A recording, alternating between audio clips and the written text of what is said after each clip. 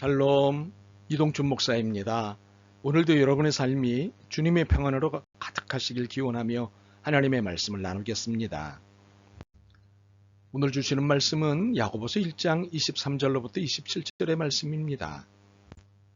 누구든지 말씀을 듣고 행하지 아니하면 그는 거울로 자기의 생긴 얼굴을 보는 사람과 같아서 제 자신을 보고 가서 그 모습이 어떠했는지를 곧 잊어버리거니와 자유롭게 하는 온전한 율법을 들여다보고 있는 자는 듣고 잊어버리는 자가 아니요 실천하는 자니 이 사람은 그 행하는 일에 복을 받으리라. 누구든지 스스로 경건하다 생각하며 자기 혀를 제갈 물리지 아니하고 자기 마음을 속이면 이 사람의 경건은 헛것이라. 하나님 아버지 앞에서 정결하고 더러움이 없는 경건은 곧 고아와 과부를 그 환난 중에 돌보고 또 자기를 지켜 세속에 물들지 아니하는 그것이니라. 아멘.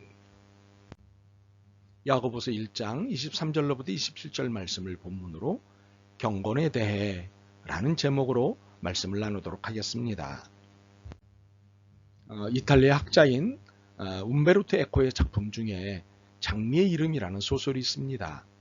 작가는 주인공 윌리엄을 통해 중세 수도원의 모순을 말하고 있습니다.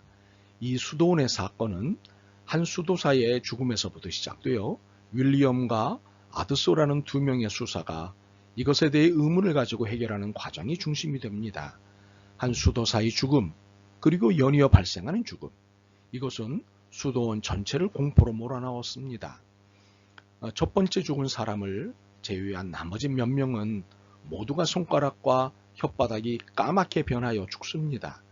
윌리엄은 이 사건을 수사하면서 호르게라는 눈먼 늙은 수도사를 알게 됩니다. 호르게는 웃음을 모든 악의 근원으로 생각하는 사람으로 젊은 수도사들에게 웃음의 죄악성을 항상 설교하고 다니는 사람이었습니다. 윌리엄과 아드소는 이 수도원의 도서관에 의문을 갖게 됩니다. 오직 도서관장만이 출입할 수 있는 공간이며 수많은 책들이 잠자고 있는 이곳 도서관에 관심을 가지면서 그들은 죽은 이들이 모두 어떤 한 책에 관심을 가졌다는 것을 알게 됩니다. 바로 아리스토텔레스의 시학 제2권 인간의 웃음에 관한 책이었습니다.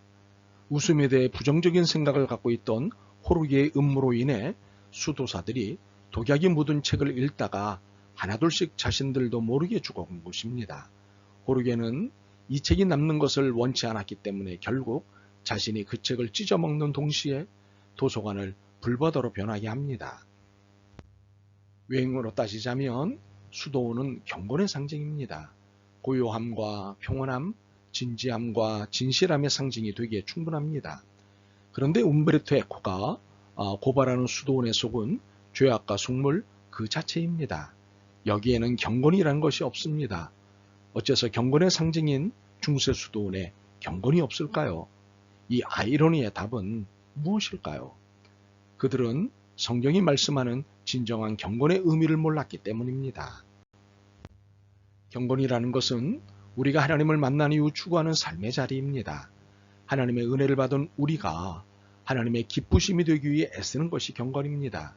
그래서 우리는 경건이라는 말을 소중하게 생각하고 이를 늘 염두에 두고 살아갑니다. 그런데 놀랍게도 움베르토 에코가 고발한 중세 수도원의 모습이 우리 안에 들어있다는 사실입니다. 경건을 추구하는 우리가 어느덧 경건의 반대편에 서 있습니다. 짐짓 경건의 모양은 있으나 경건의 내용은 없는 무늬만 경건한 우리를 발견하게 됩니다. 이렇게 된 이유가 무엇일까요? 26절은 그 이유를 잘 정리합니다. 누구든지 스스로 경건하다 생각하며 자기 혀를 제갈 물리지 아니하고 자기 마음을 속이면 이 사람의 경건은 헛것이라. 이를 표준 세번역으로 다시 한 번 더 읽지요. 누가 스스로 경건하다고 생각하면서도 혀를 제어하지 않고 자기 마음을 속이면 이 사람의 경건은 헛된 것입니다. 어느 정도 신앙의 연륜이 쌓이면 이건 경건이다, 불경건이다 정도는 구분할 수 있게 됩니다. 신앙 지도라는 것도 할 수 있게 됩니다. 그런데 어떤 경우에는 이것이 경건인지 불경건인지 그것을 구분하기 어려울 때가 있습니다. 이유는 두 가지입니다. 하나는 아직 내가 경험하지 않은 영역을 만났을 경우이고 다른 하나는 아직까지도 논쟁이 되는 영역을 만났을 때입니다.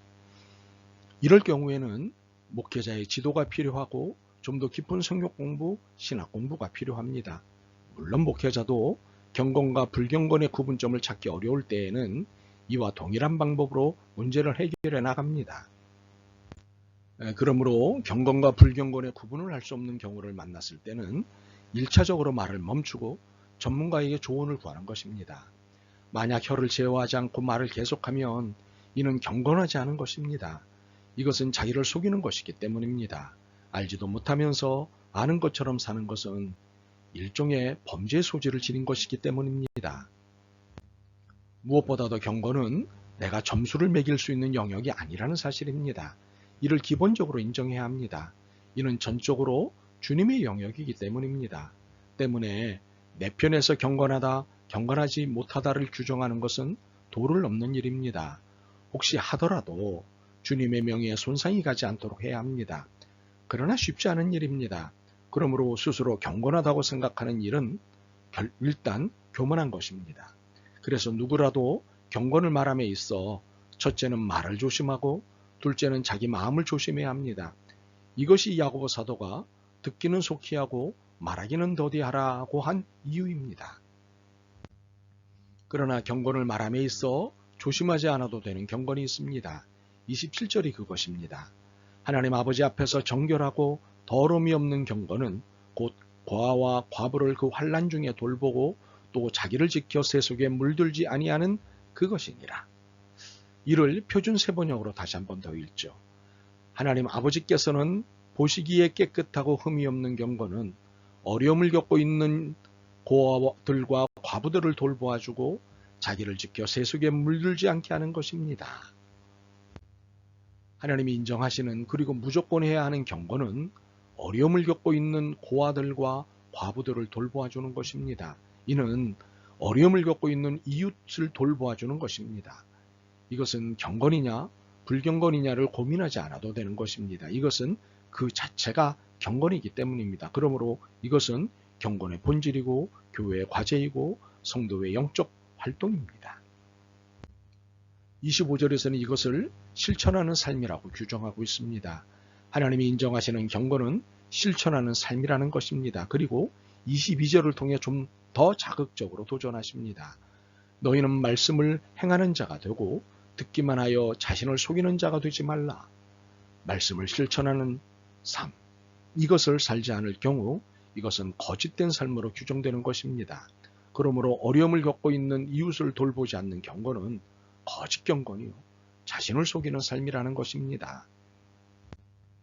누가복음 10장 25절부터 37절에 보면 선한 사마리아인의 비유가 나옵니다. 이 비유는 예수님이 한 율법사로부터 영생 획득 방법에 관한 질문을 받은 것에서 비롯합니다. 내가 무엇을 하여야 영생을 얻을 수 있겠습니까? 예수님의 답은 간단 명료하셨습니다. 하나님을 사랑하고 내 이웃을 내 몸과 같이 사랑하라. 이처럼 예수님은 영생과 어려움에 처한 이웃에 대한 사랑을 연관시키셨습니다. 그러므로 영원한 생명과 선한 일은 결코 분리될 수 없는 관계에 있다는 것을 이해해야 합니다. 사랑으로서의 봉사활동은 공경에 빠진 자를 구원하시는 하나님의 활동에 동참하는 것입니다. 그러므로 교회는 바로 이 일을 통해 세상의 빛으로 드러나게 되는 것입니다. 결국 하나님의 영광을 드러내는 것입니다. 그러므로 사회봉사는 많은 사람들이 생각하듯 교회의 영적 활동의 바깥에 존재하는 부차적인 어떤 활동이 아닙니다. 오히려 교회의 영적 활동의 핵심이며 교회의 본질적인 과제입니다. 그래서 사회봉사는 교회가 해도 좋고 안 해도 좋은 선택의 과제가 아닙니다. 반드시 해야 하는 책임적 의무적 과제입니다. 성경 어느 곳을 펼치든 언제나 가난하고 소외된 사람들, 어려움에 처한 사람들에게 우선적인 관심을 갖고 있다는 것을 볼 수 있습니다. 특히 예수님이 이 땅에 오셔서 보다 가까이 함께 하셨던 사람들은 사회로부터 소외된 계층의 사람들이었음을 밝히 보여주고 있습니다. 참으로 예수님이 도와주셨던 이 사람들이 나중에는 세상을 바꾸는 사람들이 되었고 하나님의 영광을 드러내는 사람들이 되었다는 사실입니다. 그렇다면 교회와 성도는 나이가 아무리 많이 들어도 움베르토 에코가 고발한 중세 수도원의 모습은 나타나지 말아야 할 것입니다. 남을 돕지 않고 더욱이 어려움에 처한 이웃을 돌보지 않는다면 이는 거울로 자기의 생긴 얼굴을 들여다보되 그 모습을 곧 잊어버리는 사람이 됨을 잊지 말아야 할 것입니다. 바라기는 이웃봉사와 이웃사랑이 곧 경건임을 늘 기억하며 살았으면 좋겠습니다. 아멘. 주님, 참된 경건을 추구한다고 하면서 기도와 말씀 읽기에만 관심을 두었습니다. 그러나 참된 경건은 이웃사랑이자 이웃봉사임을 깨달았습니다. 이 깨달음을 실천하기를 원합니다. 하여 진정한 경건의 사람으로 거듭날길 원합니다. 도와주옵소서. 예수 그리스도의 이름으로 기도드립니다. 아멘. 오늘도 여러분의 믿음과 삶을 응원합니다. 사랑합니다.